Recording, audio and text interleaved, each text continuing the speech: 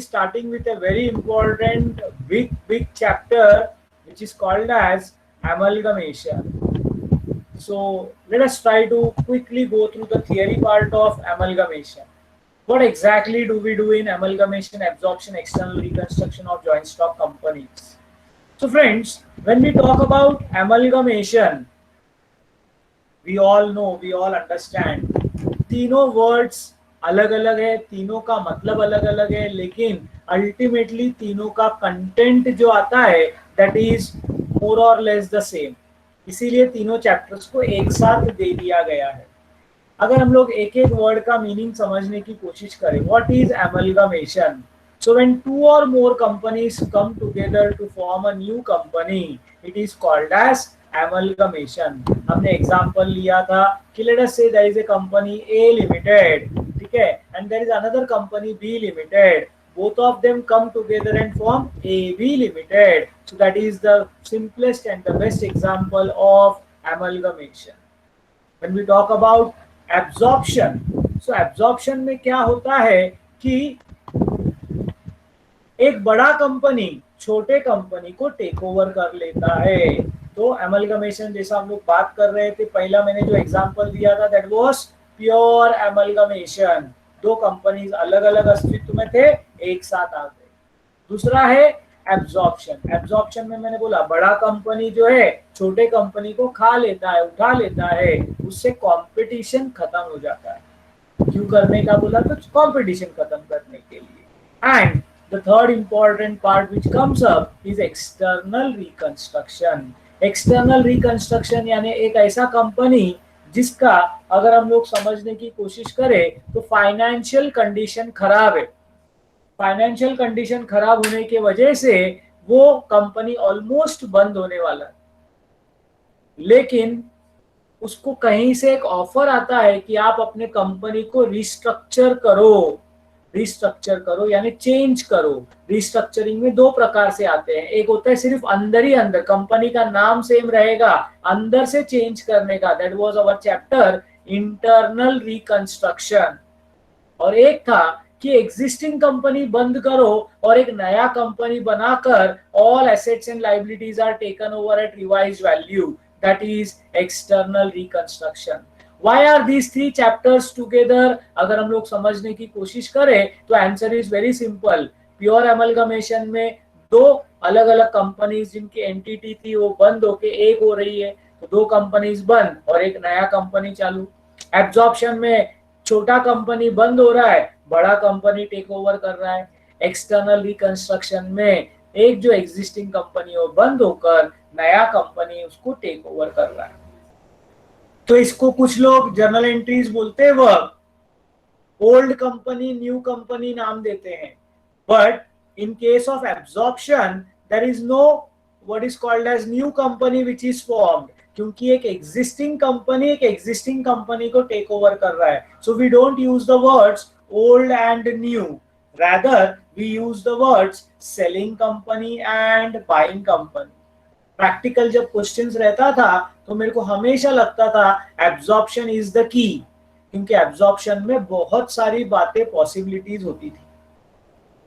सो amalgamation के तीन प्रकार समझने के बाद आगे जाते हैं. How can amalgamation be done?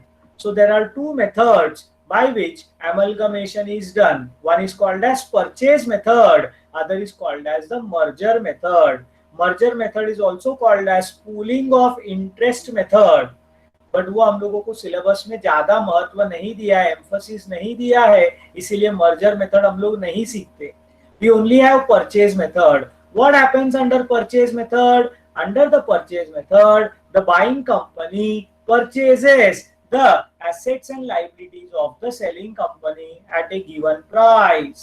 This given price is called as purchase consideration. What is that called as? Purchase consideration. There are four methods in which purchase consideration can be calculated or it may be given to us in the question. The first method, if you remember, is called as the lump sum method. What happens under lump sum method? Under lump sum method, one amount, say 5 lakhs or 20 lakhs or 50 lakhs or 5 crores, one amount will be given, which would be the selling price for the selling company. वो हो जाएगा PC. दूसरा आता है net assets method. Net assets method में क्या होता है, हम लोग फॉलो करते हैं formula assets taken over minus liabilities taken over. इसमें क्या याद रखने का, assets and liabilities taken over का रिवाइज्ड वैल्यूज हम लोगों को जो दिया रहेगा, we have to consider all the assets and liabilities at revised values only. तो फॉर्मूला द्वारा जो है हम लोगों को एसेट्स लाइबिलिटीज दोनों का रिवाइज्ड वैल्यू लेके कैलकुलेट करना है. Next is called as net payments method. This is a very typical method which is applicable in case of amalgamation of companies. Under this method, the amounts payable to shareholders. Now we have two kinds of shareholders, the owners of the company, equity shareholders and preference shareholders. इनको कैसा settlement किया जाएगा, how payment will be done. It can be in cash, it can be by way of equity shares, it can be by way of preference shares. क्या देने वाला है buying company selling company को, अगर उसका पूरा डिटेलिंग दिया रहेगा तो it is called as net payments method. And that is very important as far as TYBCom is concerned. And finally we also have a method which is specially exclusively used in absorption called as the exchange ratio method. यहाँ पर कैसे shares आपस में exchange होगा, इसका ratio हम calculate करते हैं. This has not been prescribed largely in the current syllabus, but definitely in AS14 emphasis has been given upon exchange ratio method. जैसे अभी हमारा सिलेबस में हम लोगों को ऑब्जेक्टिव्स पढ़ना है, तो ये सारी चीजें आप लोगों को काम में आएगी. So that was about purchase consideration. Accounting treatment अगर हम लोग बात करेंगे तो कल जो हमने बात किया था, while we were say talking about conversion of partnership firm into joint stock company, very much same. Closing the books of selling company तो almost same है. हाँ, फर्क कहाँ पर है, फर्क कुछ जगहों पर है. When we are closing the books, if you look at the ledger accounts, तो realization के बाद वहां पर because it was partnership firm, we used to prepare partners capital account and partners current account. Here we will prepare equity shareholders account and preference shareholders account, the owners. उधर LLP account था, इधर buying company account आएगा.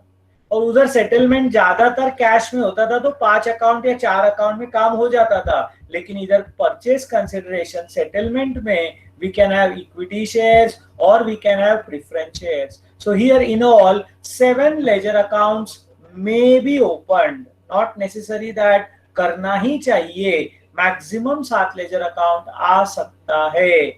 जैसे depends upon the question. Preference share capital है ही नहीं selling company में, तो preference share holders account नहीं आएगा.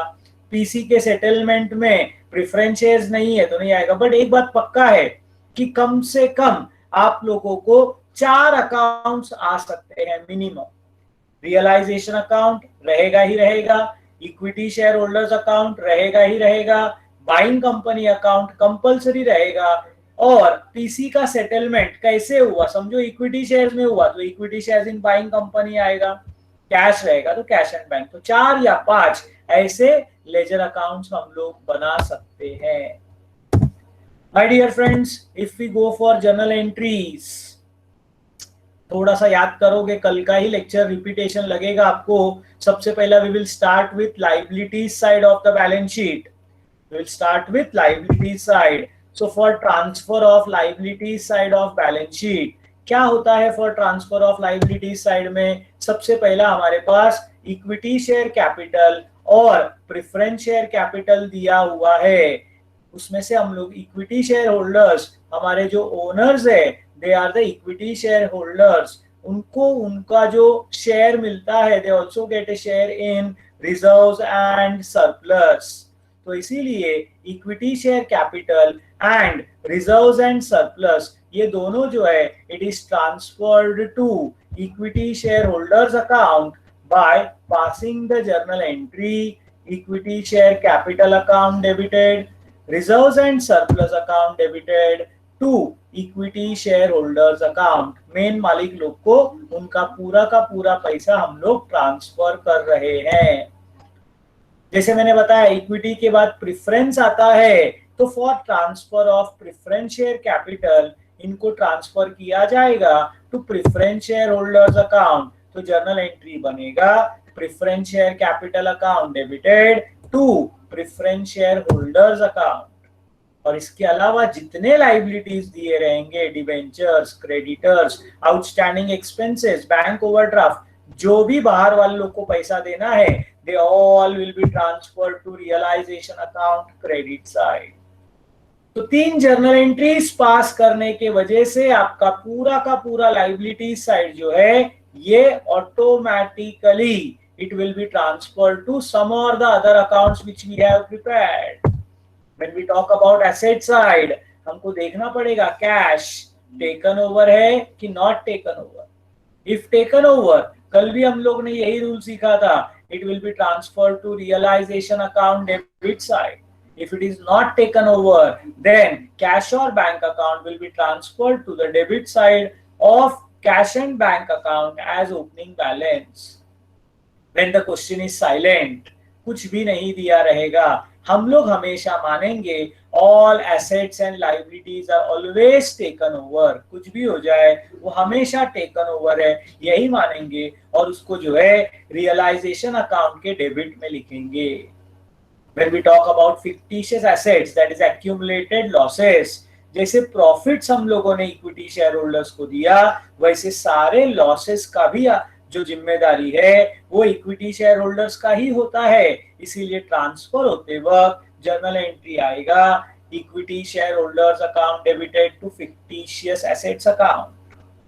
बाकी सारे एसेट्स जो भी दिए रहेंगे, फिर वो land and building, plant and machinery, तुम लोग का stock, vehicles, investment, prepaid expenses, जो भी दिया रहेगा except cash and bank and fictitious assets, they all will be transferred to realization account debit side। और एक आइटम जो हमारे डेटर्स में से लेस होता है, एक्चुअली ये क्रेडिट का आइटम है, इसीलिए इसको रियलाइजेशन के क्रेडिट में लिखा जाता है।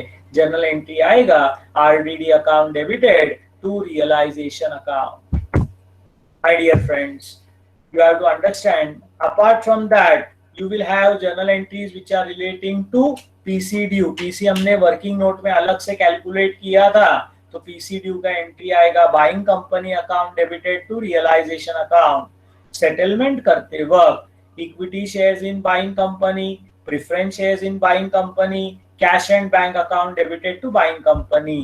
थियरी याद रखने का, these are all recorded at their issued values। यहाँ पर पार, प्रीमियम, डिस्काउंट सब देखने का जरूरत ही नहीं होता, क्योंकि हमको जो भाव में मिला वो भाव में हम लोग रिकॉर्ड करेंगे। एक आधा एसेट बाय चांस रह गया which is not taken over, तो it will be transferred to realization account। एक आधा एसेट हमने बेच दिया तो हम लोगों को उसको बेचना पड़ेगा, तो नॉर्मली हम लोग एसेट के थ्रू करते हैं, यहाँ पर रियलाइजेशन अकाउंट के थ्रू होगा, इसीलिए जर्नल एंट्री आएगा cash and bank account debited to realisation account. वैसे ही लाइबिलिटीज का भी पेमेंट करते वक्त realisation to cash and bank. ये सब करने के लिए जो खर्चा होता है that is called as the liquidation expenses. If it is paid and borne by the selling company, journal entry will be realisation account debited to cash and bank account.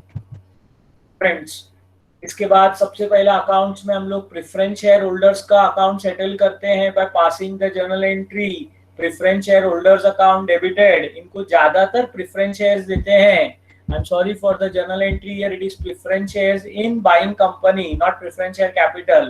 So preference share holders account debited to preference shares in buying company to cash and bank account। अगर ये settlement होने के बाद कुछ फर्क आया तो it must be transferred to realization। Next number पे रियलाइजेशन क्लोज होगा, प्रॉफिट हो या loss, whatever it belongs to the owners, तो it will be transferred to equity shareholders account। And final settlement करते वक्त इक्विटी शेयर होल्डर्स को बचा हुआ इक्विटी शेयर्स और कैश दिया जाएगा। ये सब करने के बाद आपका यहाँ पर equity share holders account tally होगा। सो इधर तक जो मैंने बात किया उसमें किसी को कुछ डाउट रहेगा तो you can put it up in the chat box. कुछ याद आया? आप लोग ये सब काम करते थे? Yes, no, don't know?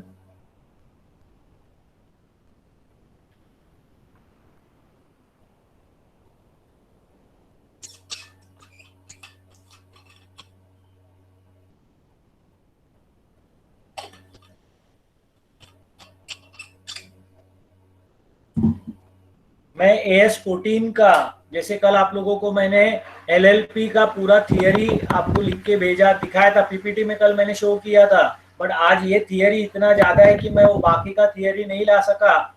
मैं आपको क्या करूंगा, AS14 का जो शॉर्ट पॉइंट्स है ये मैं ग्रुप में शेयर करूंगा, PDF में ये भी करूंगा और वो भी शेयर करता हूँ, so that you get A more relevance कि क्या क्या चीज वही है, सिर्फ बात करने का तरीका अलग है। आगे बढ़ू मैं? बाइंग कंपनी में सेलिंग कंपनी सबको क्लियर हो गया? तो एमलगमेशन में 2 सेलिंग कंपनी रहता है तो ये पूरा सेट 2 बार करना पड़ेगा। एब्जॉर्प्शन और एक्सटर्नल रिकंस्ट्रक्शन में 1 बार, जब हम लोग प्रैक्टिकल क्वेश्चंस की बात करते हैं। So let us proceed further.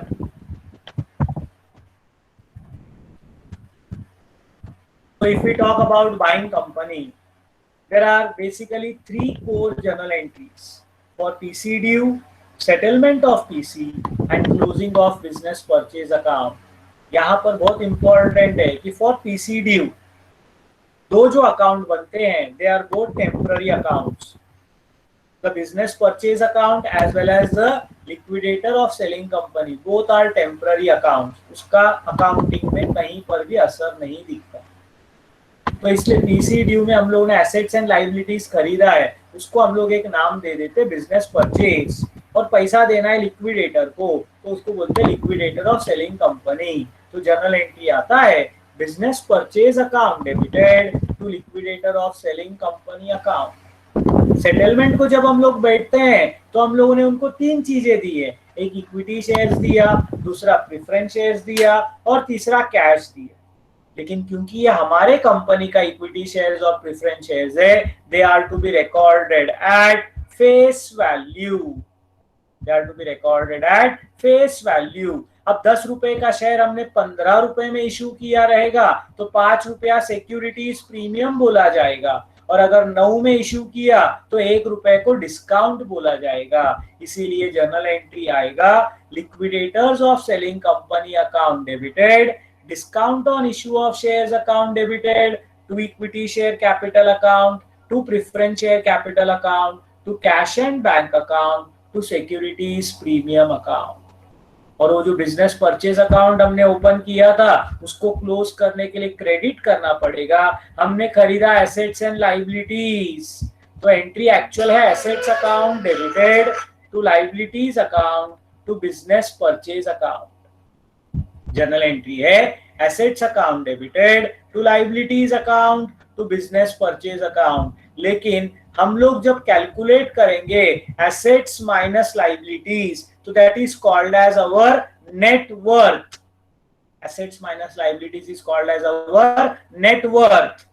मतलब मेरे बिजनेस का, for example Heram coaching classes का, अगर एसेट्स का कीमत है 3 करोड़ और लाइबिलिटीज का वैल्यू है 1 करोड़ तो मेरा नेट वर्थ आएगा 2 करोड़।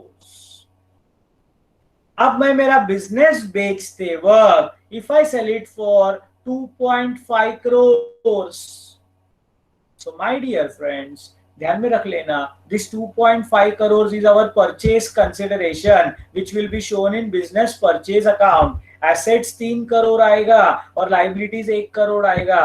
देखोगे तो आपने खरीदते वक्त मेरे बिजनेस को 50 लाख रुपया ज्यादा दिया। मेरे लिए पर्सनली प्रॉफिट है, आपके लिए वो लॉस है। That loss will be debited to goodwill account. तो थियोरेटिकली याद रखने का, नेटवर्थ से ज्यादा पे किया, नेटवर्थ से ज्यादा पे किया तो गुडविल, और नेटवर्थ से कम पैसा मिला तो that is profit for buying company, it will be transferred to capital reserve account. Theory समझ लो, anything paid over and above net worth is loss for the buying company, so it will be debited to goodwill account, and anything less will be profit and it will be transferred to capital reserve account. Theory याद रखना, it is important. इसके अलावा अगर liquidation expenses हमने पे किया, actually वो देखने जाओ तो सेलिंग कंपनी का खर्चा है, वो कंपनी बंद हो रहा है लेकिन हमने किया, मतलब हमको जरूरत है, ऐसे टाइम पर जर्नल एंट्री आएगा, ये भी हमारे लिए लॉस है, कैपिटल लॉस है, इसीलिए आएगा goodwill account debited to cash and bank account. Then come some other general transactions which we see, that is for issue of shares by buying company. If issue is at par, we say bank account debited to equity share capital account. If issue is at premium, so bank to equity share capital to securities premium. As far as preliminary expenses and underwriting commissions are concerned, both are our long-term losses. They are fictitious assets. Therefore, preliminary expenses account debited, underwriting commission account debited to bank account. The important thing to be noted is preliminary expenses or underwriting commission, इसका final accounts में या balance sheet में posting, this will come under the category of other non current assets, sorry other what is called as non current assets. हमारा जो पहला heading रहता है fixed assets, उसके बाद इन्वेस्टमेंट्स, उधर अदर्स जो कैटेगरी है उस कैटेगरी में आप लिखोगे preliminary expenses and underwriting commission. So वो एक इंपॉर्टेंट एस्पेक्ट है. तो after recording journal entries in the books of buying company, 2-3 journal entry जो रेगुलर है वो हम लोगों ने कर दिया. तो उसके बाद by chance we may see that in the books of selling company there may be a statutory reserve. What is a statutory? Anything. Statute means compulsory by law. So if we are having a statutory reserve, so it has to be maintained even in the books of buying company. Examples of such reserves are development allowance reserve, investment allowance reserve, T development reserve. We may have a development rebate reserve. There are so many examples. Foreign project reserve, नाम है सब statutory reserves का. तो अगर ये सब दिख रहा है आपको, तो you must record in the books of buying company a journal entry called as amalgamation adjustment account debited to whatever statutory reserve is given to you, वो आपको करना पड़ेगा. तो याद रख लो, स्टैट्यूटरी रिजर्व दिखता है तो सेलिंग कंपनी में transfer to equity share holders, उधर से कुछ लेना देना नहीं है, लेकिन बाइंग कंपनी में एक जर्नल एंट्री एक्स्ट्रा करना पड़ेगा, नाम है amalgamation adjustment account debited to statutory reserve account. वापिस एमलगमेशन एडजस्टमेंट का सेकेंड इफेक्ट तुम्हारे अदर नॉन करंट एसेट्स में दिखेगा. स्टैट्यूटरी रिजर्व एंड सरप्लस में जाएगा. At the beginning, if you remember, I had told you absorption is very important as far as practical questions are concerned. Even यहाँ पर भी AS14 जब हम लोग थियरी पढ़ेंगे, you will find out there are some intercompany transactions. Now these intercompany transactions are possible only when the buying company and selling company have a trade relation. In case of amalgamation नया company है, उधर किसी के साथ trade नहीं होगा. इन case of external reconstruction, वहां पर भी न्यू कंपनी फॉर्म होता है, इसीलिए ज्यादातर नहीं होगा. हाँ, एमलगमेशन में दोनों सेलिंग कंपनी में अगर कुछ आपस का ट्रेड परचेज रिलेशनशिप होगा तो ये वहां पर भी एप्लीकेबल हो सकता है, लेकिन ज्यादातर देखने जाओ तो एब्जॉर्प्शन में आता है. कौन सा आता है? तो पहला आता है for cancellation of debtor creditor relationship. whatever, either buyer or seller, either buying company or selling company are into sale purchase और एक दूसरे के डेटर क्रेडिटर में एक दूसरे का नाम है, तो जर्नल एंट्री आपको एक्स्ट्रा पास करना पड़ेगा. Creditors account debited to debtors account. Same happens with bills receivable and bills payable also. It's bills payable to bills receivable. And loan given, loan taken रहेगा तो भी वही आने वाला है, loan taken to loan given. याद रखने का सिंपलेस्ट तरीका याद रखने का, liability account debited to asset account.